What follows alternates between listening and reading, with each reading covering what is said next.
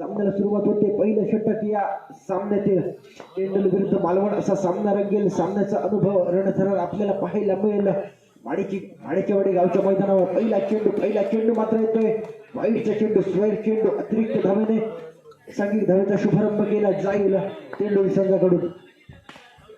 तर या चेंडूवर हलक्या हाताने खेळून काढलेला फटका, हलकी शिकट चेंडू जातो डिक्लेअर एरियामध्ये. निश्चितच 18 चेंडूमध्ये जास्तीत जास्त धावा जमवण्याचा जो मानस आहे तो मात्र पूर्ण करावा लागेल, पूर्णत्वास न्यावं लागेल. आणि या दोन खेळाडूंवर, या दोन फलंदाजांवर मात्र ती पूर्णपणे जबाबदारी असेल तेंडोली संघाची. सुरेख फटका आला होता परंतु त्यापेक्षा चांगलं क्षेत्ररक्षण केलं जाते. निश्चितच जर इंचा फरक असता तर मात्र 4 धावा लिहिल्या गेल्या असत्या, परंतु जर त्याला काहीच महत्व नाही. चेंडू जातोय पुन्हा एकदा एकेरी धावेसाठी, म्हणजेच 3 चेंडू आणि 4 धावा या धाव फलकावर. आता मात्र रोहित सर्वेसर्गा आणि निश्चितच आपली ताकद मात्र इथे दाखवतोय या मैदानावर. अप्रतिम फटका येतो, पहिल्याच्या चेंडूवर चौकाराचा फटका येतोय. अलॉंग द कार्पेट शॉट जातोय, पुन्हा एकदा पहिला चेंडू येतोय चौकार. तब्बल 400चा स्ट्राईक रेट. आता मात्र फसवलं होतं रोहित याला, परंतु यष्टिरक्षकाकडून सुद्धा ती चूक पाहायला मिळते. आणि 5 चेंडू 8 धावा. सुरेख चेंडू, शेवटचा चेंडू, अचूक टप्प्याचा चेंडू आणि धावफलक सुद्धा 9 या धावसंख्येवर. वेदांत पाटील निश्चितच मागच्या सामन्यामध्ये अप्रतिम गोलंदाजी केली होती. या सामन्यामध्ये मात्र समोर आव्हान असेल ते श्रीधर आणि रोहित याचं. पहिला चेंडू मात्र जातोय निर्धाव. गोलंदाजीची शैली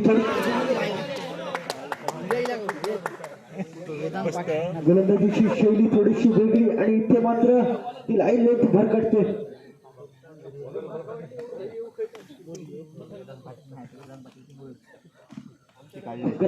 वेदांत मोर्ये.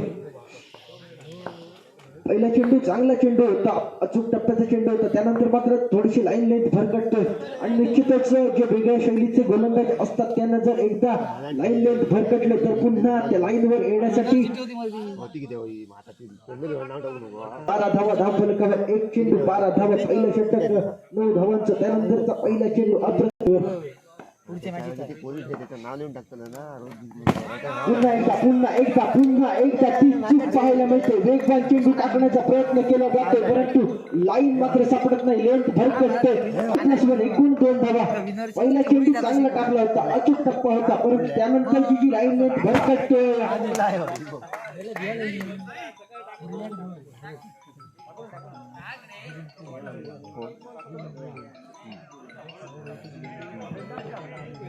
त्याच्या विनरलीच्या बाहेर कोणी होती ना.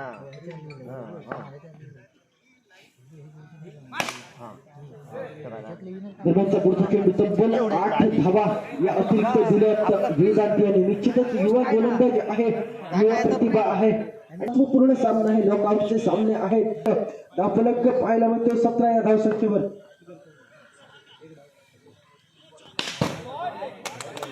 पुन्हा एकदा स्टेप आउट करून क्रॅकिंग फटका, जो वेगाचा फटका, एकाच धावेचा फटका होता परंतु तो सुद्धा फटका, वेगवान फटका पाहायला मिळतोय.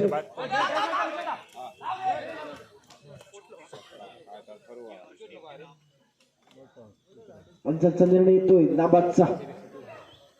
धावफलक तब्बल 19 या धावसंख्येवर. दुसरे षटक अजूनही चालू. 4 चेंडू 19 धावा. आता मात्र रोहित. सुरेख चेंडू रोहित याच्यासाठी. चांगला चेंडू. निश्चितच लेफ्ट राईट कॉम्बिनेशन तेंडोली संघाकडून पाहायला मिळते. 19 धावा जरी आल्या तरी सुद्धा तब्बल 25 ते 26 धावा या धावफलकावर पाहायला मिळतील. दरम्यानचा चेंडू, पुन्हा एकदा सुरेख चेंडू, इनसाइड लागतो. चेंडू जातो एसटी मागे डिक्लेअर क्षेत्रामध्ये, घोषित एरियामध्ये चेंडू जातो आणि धावफलक पोहोचते ते 20 या धावसंख्येवर. शेवटचं षटक किती धावा देणार असेल.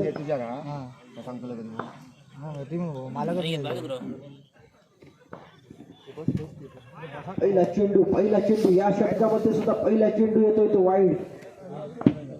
प्रत्येक षटकामध्ये अतिरिक्त धावा पाहायला मिळतात आणि त्या अतिरिक्त धावांनुसारच तब्बल 21 या धावसंख्येवर 22 या धावसंख्येवर पाहायला मिळतोय स्कोर बोर्ड. सन्माननीय पप्पू गावडे आपण कृपया समलोचनाची स्पर्धा सांगायचं आहे. पप्पू गावडे इथे मात्र मी थोडासा थ्रो चुकतोय. गोलंदाजी एंडकडे थ्रो केला असता तर गडी बाद झाला असता, परंतु अंदाज थोडासा चुकतोय. नजर हटी, दुर्घटना घटी, अशा प्रकारची काहीतरी नाट्यमय घडामोड घडते. पुन्हा एकदा चेंडू जातोय स्वर अतिरिक्त धाव वाईट प्लस वर एकूण 2 धावा.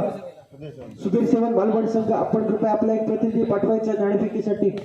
आपल्याला विनंती असेल सुधीर सेवन मालवण संघ.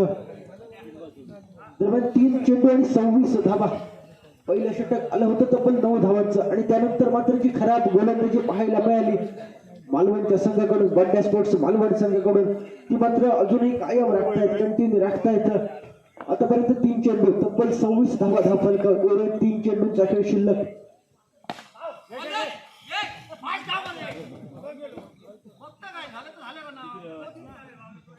पंचांनी धावा कळवाव्या. 28 धावा. जे आव्हान आहे ते मात्र डोंगर रचतोय. तब्बल 29 धावा धावफलकावर. शेवटचा चेंडू असेल डावाची सांगत करणारे, षटकाची सांगत करणारा हा 6वा चेंडू असेल. आतापर्यंत 29 धावा. एक सन्मानजनक स्कोर. एक धावांचा डोंगर रचला गेलाय. तेंडुली संघाकडून 30 धावा या धावफलकावर. प्रतिषटक तब्बल 10 धावांची सरासरी राखली जाते.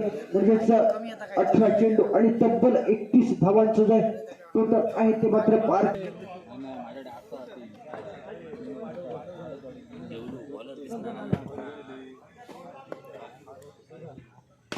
धन्यवाद तेजस होळी मॅचच्या दिशेने. स्वागतम सुस्वागतम, वेलकम बॅक. पुन्हा एकदा पाहतोय ऐकतोय अनुभवतोय श्रीदेव गावडोबा कलेश्वर माडेचीवाडी अजित भव्य दिव्य नाईट नरम क्रिकेट स्पर्धा 2026 संग्राम. मिस्टर साई माळकर नाश्ताकडे आपण पाहतोय. प्रथमेश सरमळकर ही जोडी. श्रीकांत गुरव आपल्याला पाहायला मिळतोय. मॅन फ्रॉम तेंडुली गावचा हा खेळाडू.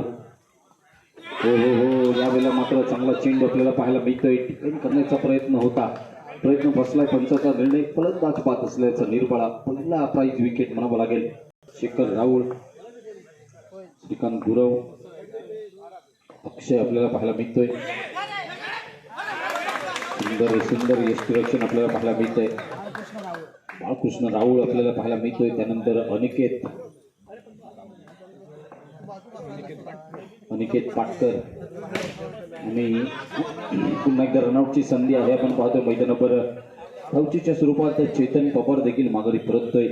भलं मोठं आव्हान आहे. आपण पाहतोय मैदानावर एक आपल्याला पाहायला मिळतोय. अजून एक आमचे मित्रवर्य या ठिकाणी कामगिरी निश्चितच चोख रीतीने पूर्ण करता येतं. गुरु पेडणेकर तोपर्यंत मैदानाच्या आतमध्ये इन ऍक्शन मध्ये आपल्याला पाहायला मिळतं. अपील केलं जात आहे. पंचांचा निर्णय काय येतोय? नॉट आउट हा निर्णय आहे. ओपन क्रीज पर्यंत सुरक्षित राहतोय. षटकाचा जर विचार केला तर या षटकात 2 गडी बाद केले, 2 धाबा देखील खर्च होत आहेत. आणि म्हणून अनिकेत पाटकर मॅन फ्रॉम अंदुर्ले पुन्हा एकदा सज्ज होतोय. स्ट्राईकवर असेल प्रथमेश सरमळकर. हा चेंडूला लेफ्ट दिले. आपण पाहतोय मैदानावर दोन्ही हात समांतर त्यात. पंच रुपेश कावडे स्वयंचा अवंतरचा निर्वाळ देतोय. टोटल धावसंख्या पोचते 4. पहिलं षटक समाप्त होतोय. 4 धाबा. 31 धाबांचं भलं मोठं आव्हान आहे आणि 31 धाबांचं आव्हान, 31 धाबांचं उद्दिष्ट जर पार करायचं असेल तर प्रथमेशला अटॅक करावं लागेल. पैसा मैदानावर प्रथमेश आणि गुरु पेडणेकर या दोन्ही फलंदाजाच्या माध्यमातून 31 धाबा कशा रीतीने पूर्ण केले जात आहेत. हो, यावेळेला मात्र लेंथला पिकअप करण्याचा प्रयत्न फसला. उडवलेला चेंडू आपण पाहतोय मैदानाच्या बाहेर निघतोय. अर्थातच प्रथमेश सरमळकरच्या खेळीला अथर्व टेमकर नावाचा हा खेळाडू आपल्याला पाहायला मिळतोय. गोलंदाजी अतिशय सुंदर गोलंदाजी त्याच्या माध्यमातून आपल्याला अनुभवायला मिळाला. सितारा म्हटलं तरी वावगं ठरणार नाही. अर्थातच वायरी गावचा हा खेळाडू आहे. पुन्हा एकदा सुंदर फटका. पंचांचा निर्णय काय येतोय? 4 धावा वसूल होत आहेत. गुरु पेडणेकरच्या बॅटमधून निघणाऱ्या चौकारांची समीकरण बदललंय. धावसंख्या दुहेरी अंकात 10 धावा. 4 चेंडू 10 धावा.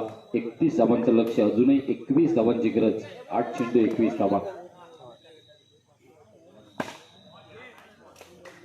पुन्हा एकदा चेंडूवर धाबा मिळतोय. पुन्हा सास्कर चेंडू ठरतोय तो म्हणजेच निर्धाव. अनिकेत यावेळेला आक्रमण होत आहे. शेखर राऊळ पुन्हा एकदा स्क्रीनवर चांगलं क्षेत्ररक्षण, पुन्हा एकदा डॉट चेंडू, निर्धाव चेंडूनिशी दुसरं षटक समाप्त होतंय. 2 षटकानंतर धावसंख्येचा विचार केला तर 10 धावा. शेखर राऊळ गोलंदाजी मार्कवर.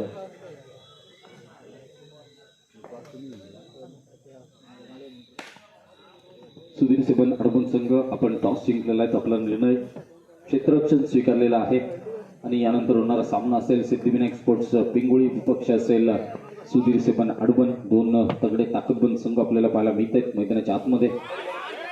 पुढच्या सामन्यात देखील एक वेगळी रणनीती, वेगळी स्ट्रॅटर्जी आपल्याला पाहायला मिळेल. संघ चपाक सेबन पावशी हा 3रा गट आहे, आजच्या दिवसातील पहिला गट आहे आणि 3रा सेमीफायनलिस्ट कोण बनतो या गटामधून हे देखील पाहणं उत्सुकतेचं राहतंय.